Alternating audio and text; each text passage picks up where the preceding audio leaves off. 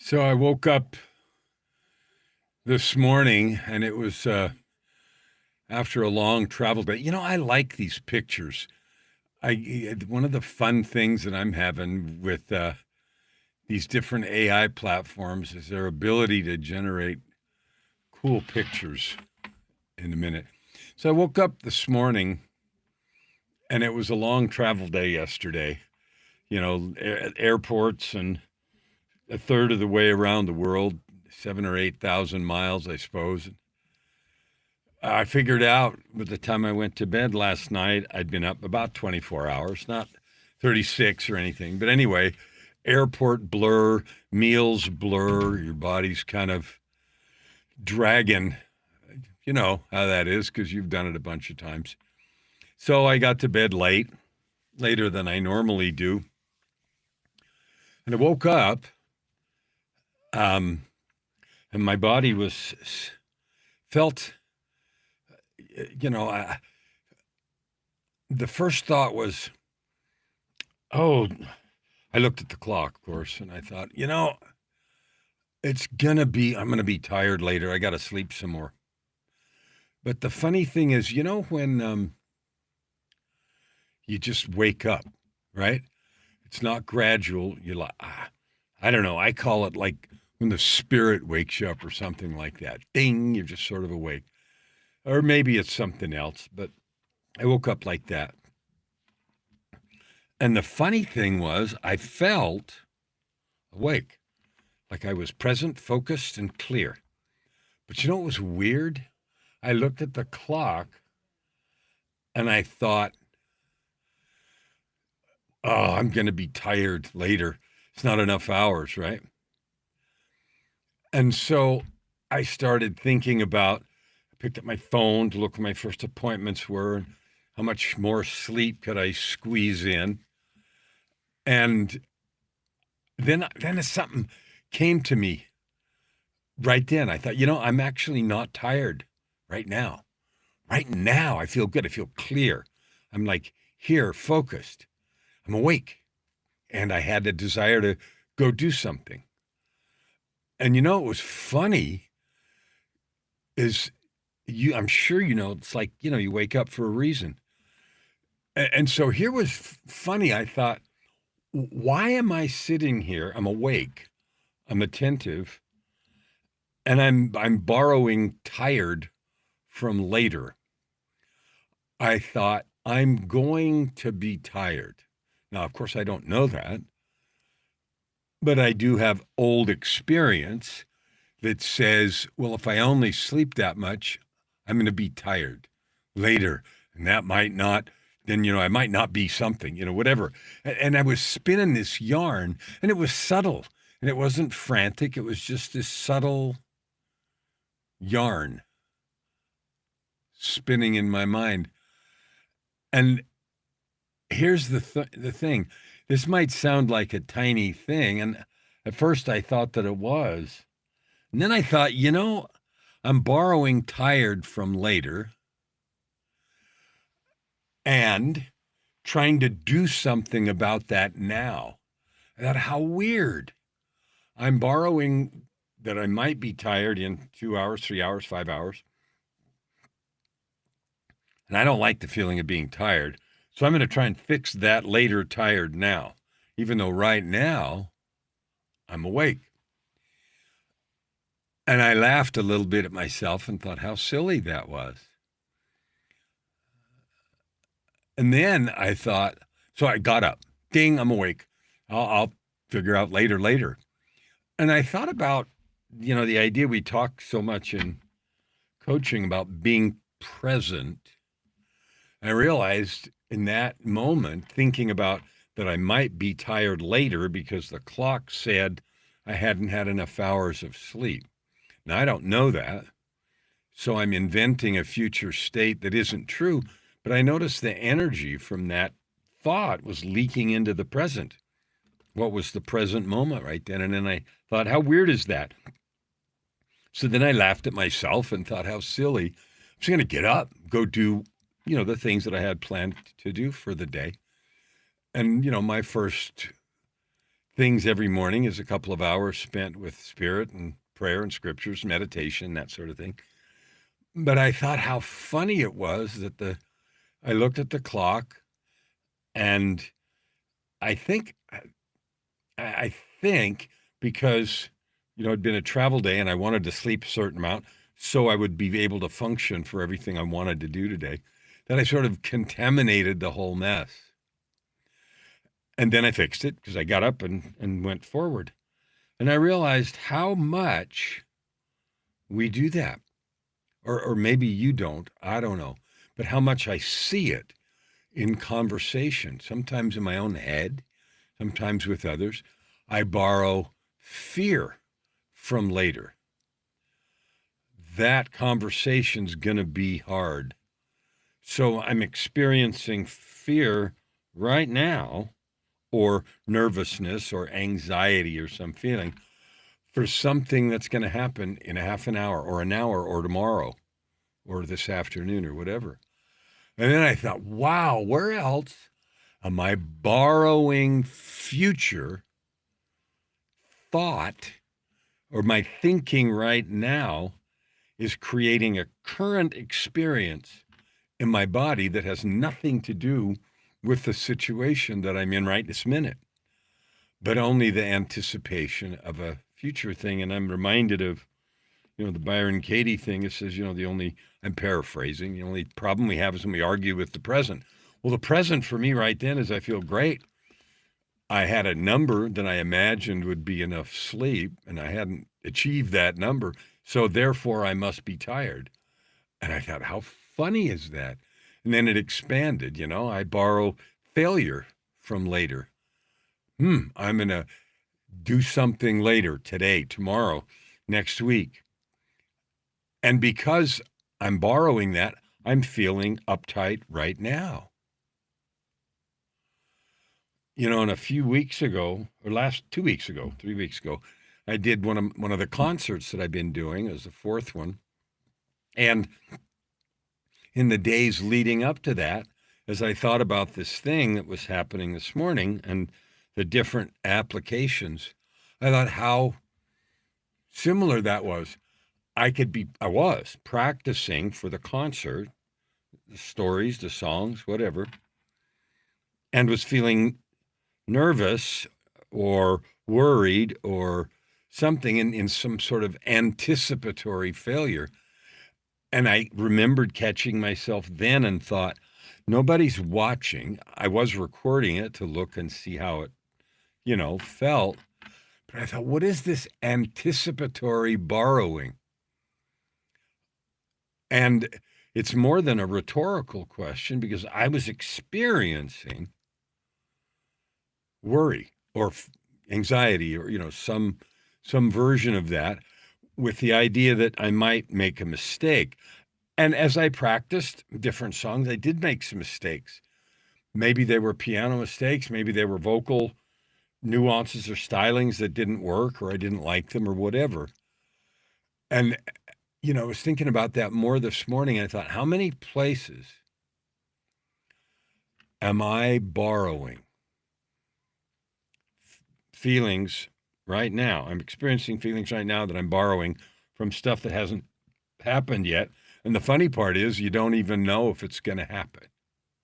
So maybe it's failure, maybe it's sorrow, maybe it's anxiety, and we call it being realistic, or we call it, we're afraid of something. And I thought about, what does that fear come from? And not always, but it almost always comes from judgment.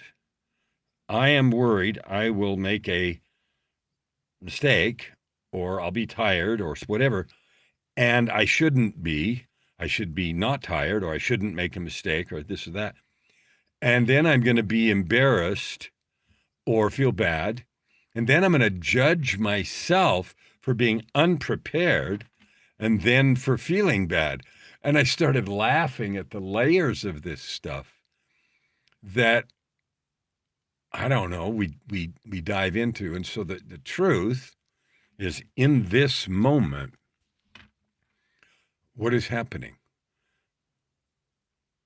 And what am I experiencing that is related to this moment? And when I played that back as I sat on the edge of the bed this morning, after I'd already decided to get up and started thinking about this thread that we've been walking down, I thought, actually, I feel really good right now.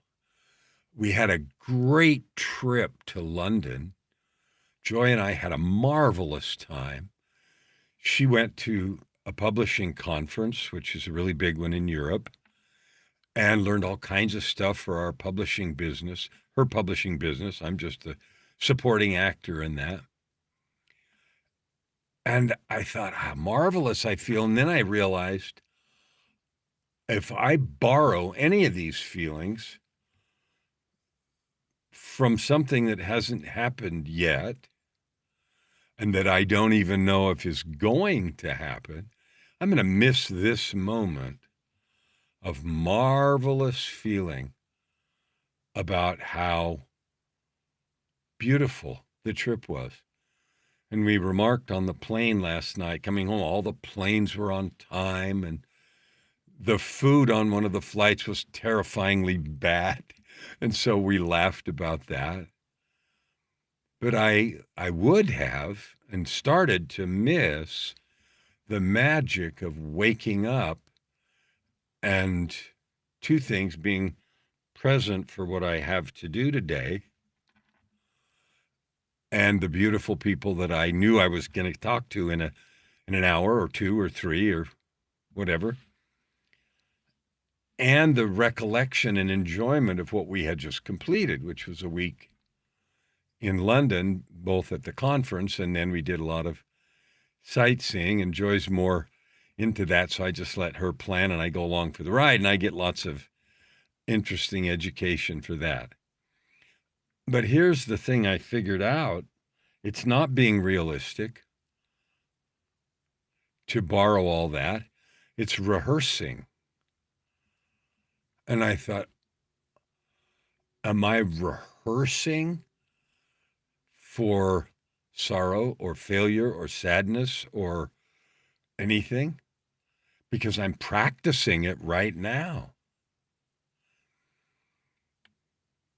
And I guess I wanted to think about that, so I did. And I wanted to share that with you today because I thought, if I experience worry, anxiety, sorrow, fear, rejection, whatever the day might bring, but if I experience that now, two things.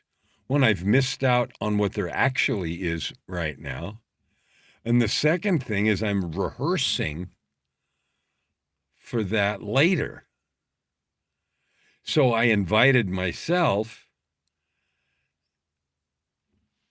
and I'm inviting you as I share this, to think about what you're rehearsing. I was thinking about what I started thinking about it. It's not wisdom, certainly not consistent with all the things that I have in my personal truth document. And so I really enjoyed that notice and choose. I noticed that I was pre-suffering, pre-experiencing things that I didn't know if were going to happen at all, and two, weren't right now. And it was just marvelous. So then what else is possible? That means I can just think about right now and experience what I'm experiencing, sitting on the edge of the bed, marveling at the week, enjoying the thought of what today will bring. It was a little early. It was 4:45, and so the sun wasn't up yet, but the light was coming, and it's the middle of summer, and officially summer starts in just a few days. And so I did that and just sat and enjoyed that. But if I wanted to think about it, I could have thought about, I'm going to rehearse joy. I knew my first call was at 9, and I had some hours, and I could rehearse joy and anticipation if I wanted to rehearse something. And so I could borrow that joy. if I needed to borrow something. But each moment actually is full enough as it is. And so there's two thoughts that stuck for me, and I've already said two, but several more. One is, I don't need to borrow anything. I can just be here in this moment now and enjoy what there is in this moment. The feel of the bed on my legs and the morning light coming in through the window, and the cat jumped up on my leg because we've been gone for some days. So it wanted some rubbing and attention. And if I thought about the day coming, which I do after I enjoy when I remembered to enjoy this moment, I thought about all the love and success and fun. And the other truth is, if I'm tired later, I can rest later.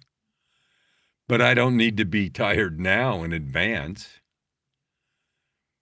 Because worry, creates a bunch of neurochemistry that's not fun to live with. So if I'm going to borrow anything, it's joy. And I don't mean my beloved wife, Joy, although I borrow her all the time. But there's the funny thing. I don't need to pay interest on a debt I don't owe. I don't need to create poison neurotransmitters for something that happened not for something that hasn't happened yet. So here's a thought that I've left myself with. I don't borrow trouble from the future. I borrow nothing, or I borrow joy. I borrow love. I borrow success.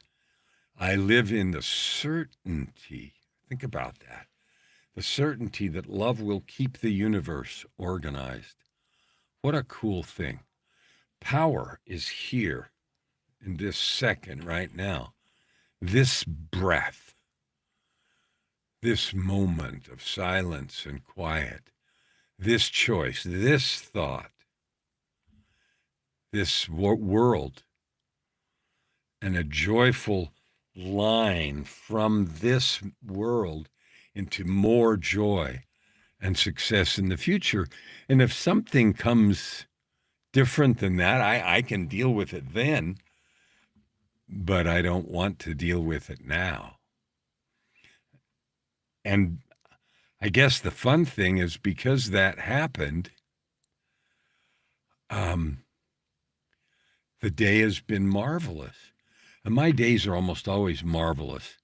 People ask me how I am, and I usually say outrageous. But just that simple recognition that I was borrowing tired from the future 2 hours from now, I thought, how funny, how serious at the same time. How funny because it's silly, and how serious because I'm poisoning now for something that may not happen. Anyway, so that was an act of creation. And we talk all the time about creating our future. And I was creating it two ways. I was already pre-experiencing the poison, and I'm thinking of negative neurotransmitters a little bit like poison. And I'm rehearsing for a future thing that I don't want to happen. But then I don't even care if it happens. I don't have a want. I'm experiencing it as it is now. And if I think about the future, and we all need to, because we plan, we have calendars and schedules and coaching calls if you're a coach, and time in front of the easel if you're an artist, or in the studio if you're a musician. And I use those examples because I do all that. And if the day plays out so I need to take a nap, I can. I may slow down. I'm just going to remember the aliveness of right now and the joy that I know is coming. And I talk a lot about your ultimate life, and my ultimate life. I'm certainly not prescriptive here, but I live, when I remember these little things, constantly in a state of purpose, prosperity, and joy. And purpose in this way is just the truth that this moment is beautiful. And that is a truth always. If this moment was what I wanted, it's beautiful. And if it's not what I wanted, it's beautiful. I can learn this, I can enjoy that, and live into the love that is possible in the future. So that's what happened this morning as I sat up, waking up an hour and a half, woke up at a little, I think 4:30-ish, and I wanted to get up at 6. When I did that and sat up and thought, I'm awake and I'm going to be tired later, and then started to laugh. So I want to ask myself and you, what are you borrowing from the future? If you're borrowing anything at all. If you're doing a walk of wonder where every single thing is new and beautiful, that's fine. That's creating from the present.